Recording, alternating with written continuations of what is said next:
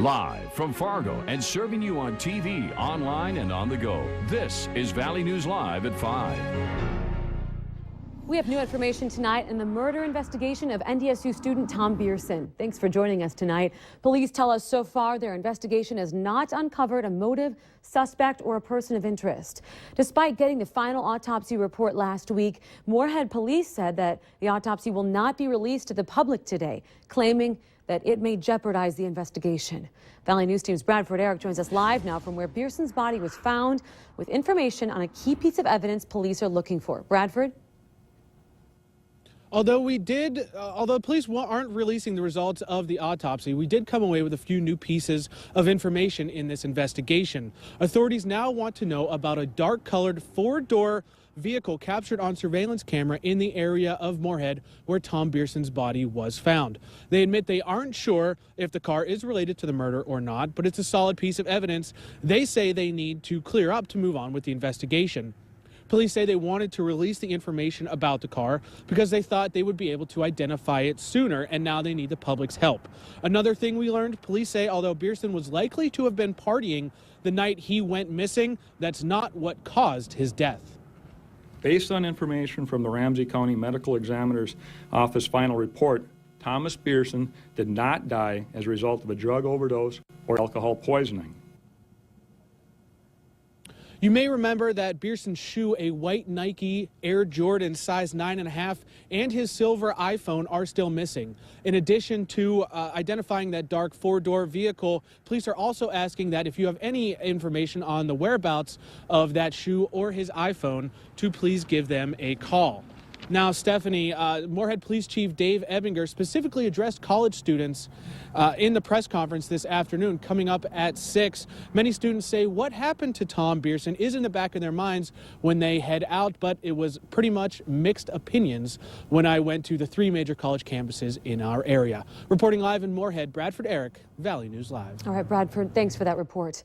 Now, to other news now in our weather department. Tonight is looking pretty quiet out there with a lot of clouds, but we are going to be having some snow apparently moving our way. Let's go right away to Hutch to get the details. Hutch? Stephanie, thanks for that. I got to tell you, changes are in the forecast as we head through the overnight. Get out and enjoy this evening. Now, by tomorrow morning, a layer of ice could be coating the roads to the south and to the west of Fargo-Moorhead. And if you're anywhere in southeastern North Dakota, be advised that first thing of the morning, those roads and sidewalks could be coated with up to 1/10 of an inch of ice. Snow on top of that as we go through the middle of our day. By noon, most of the snow will already have fallen. Your morning commute will have some snow and ice. The afternoon commute on your way home will have a little bit more. This graphic showing we are in the offing for 1 to 3 inches of snow in the FM area. This would be our largest one-event snow system of the season thus far. Therefore, we have a winter weather advisory for the majority of our viewing area. I do have concerns, however, of southeast North Dakota picking up some ice underneath that snow, so your morning commute could be extremely slippery. Fargo's planner this evening will have temperatures generally in the 20s. Overnight, we actually see temperatures rise a little bit.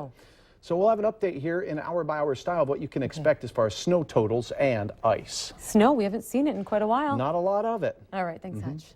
Now, you can stay up to date on all of our changing weather on your smartphone or your tablet, and you can also get all the latest road and weather conditions on our Storm Team app. All you have to do is just search VNL Weather in the App Store. Jenna Stay, the Grand Forks woman who turned herself into police last weekend, will remain in the Polk County Jail. Stay appeared in the Polk County Court today, where she was formally charged with 4 counts of selling a controlled substance. Stay allegedly sold drugs to informants. It was a similar type of drug that caused the death of 2 men in Grand Forks in 2012. A warrant had been issued for Stay, and now, after she failed to show up for her court appearance last week, no bail has yet been set in this case. A West Fargo woman is being sentenced to 3 years in prison for the death of her infant son, though she will only serve a fraction of that. Rem Peterson pleaded guilty to negligent homicide and ingesting a controlled substance. A judge handed down the sentence this morning. Police say that Peterson snorted hydrocodone before breastfeeding her newborn. She fell asleep, likely suffocating the boy. It was a mistake. I was not responsible.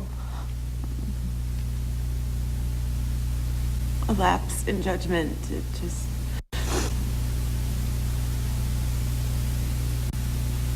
I'll regret it forever. 180 days of her sentence is suspended for 2 years, and Peterson will also be credited 60 days of time served, which means that she will serve 4 months of the sentence handed down. Now, if you ever need help uncovering fraud or corruption in your community, call our Whistleblower Hotline, and we'll do our best to get to the bottom of it. Call 701-237-6576. Leave your tip with us, and a member of our investigative team will get on the case and go to work exposing the truth. Police brutality, riots in Ferguson, cop killings nationwide. Some of the most watched stories over the last year. Police are under the microscope. Are they being targeted, or are they lacking accountability? We out there trying to protect the citizen and do what's right, okay? But we always got those ones out there, regardless of what we do, they're gonna try to make us look bad. They're gonna do what they can to get the upper hand on us. In learning the history, if you know that the first patrols were slave patrols, it gives you an understanding of what law enforcement was created for. Well, coming up on Valley News Live, 10 at 10, Valley News Teams. Nicole Johnson investigates why police are in the spotlight. By now, you've seen the billboards and you've heard the ads. Distracted driving is dangerous.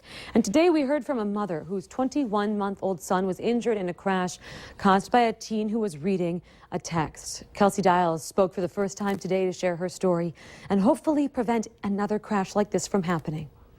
And I understand that teenagers think that their phones are their priorities, but it's not. Because one text message almost killed my son. Distracted driving is a leading cause of crash in Minnesota, and it accounts for 1 in 4 accidents and approximately 65 deaths and 235 serious injuries each year. The University of North Dakota is moving toward the final step in choosing a new nickname and logo. Later this week, University President Robert Kelly is expected to take action on a report outlining how to pick a new nickname. Valley News Team's Neil Carlson has the very latest on what's happening. The nickname task force spent 4 months coming up with a process of how a new nickname and logo would be chosen for UND. Now, President Robert Kelly is expected to meet with that task force later this week before it's disbanded and a new nickname is actually chosen. And at that meeting, he expects to do several things. First, he'd like to thank the task force personally for all their work. Secondly, to ask any questions he has, and finally to share his perspectives with them. It's expected that after that meeting, President Kelly will set up a new committee that will take up the task of actually choosing a new nickname and logo for UND. The task force is recommending a process that's very much like the process that they used, which is to invite a lot of input from the public to help inform, provide suggestions, perspectives that this next committee can use as they go forward. So, could UND have its new moniker by the end of this year? At this point, Walton says there's no set timeline on exactly when a new nickname will be chosen. She'll only say the president wants to move forward as quickly as possible with the process of getting UND its new nickname and logo. In Grand Forks, Neil Carlson, Valley News Live. Last month, the North Dakota legislature shot down a proposal by a Minot legislator to not do anything with the nickname process until 2017 and just keep North Dakota as the school's name. Have you ever heard the saying, everything but the kitchen sink? Well, one home built by students in South Tax 2 classes is bringing everything on this trip before it lands in its foundation in Tower City, about 50 miles away. We saw it cruising through the streets today. It was a house on wheels, and it caused traffic to slow down a little bit. Students in all 3 Fargo High School construction tech classes built at least one home a year. You could say it's the end of an era and a step to unite 2 communities. After 30 years of paying a fee to cross the Red River, the 12th Avenue North Toll Bridge, this now is just simply a bridge. Crews removed the toll booth this morning. The charge to cross ended Friday after the cities of Fargo and Moorhead took ownership of the bridge. The toll had been in place since the bridge opened in '86. Drivers that we talked to this weekend say they're excited about this change. Well, this Monday morning, we took a look behind the scenes of businesses who start very, very early in the morning for another Up Before the Sun series. This morning, the Valley Today's Christy Larson got a look at the Y94 studio with morning hosts Zero and Rat. The pair host the Morning Playhouse live on air, and after, they plan for future shows and cut promotions. You can find the videos on valleynewslive.com, and be sure to join Christy next Monday on the Valley today for another behind-the-scenes look at a different business. A popular Mexican cuisine place has now finally arrived in Fargo. Chipotle opened its doors at 11 this morning, and it's remained busy throughout the day with a steady stream of customers. The location in Fargo is on 45th Street South and is the first Chipotle in the state of North Dakota. It's open Monday through Saturday, 11 a.m. to 10 p.m. Still ahead tonight, toy toppers being recalled, the dangers they pose to your child. And a mixed bag of slippery weather heading into the valley. It starts overnight. Your hour-by-hour forecast is next.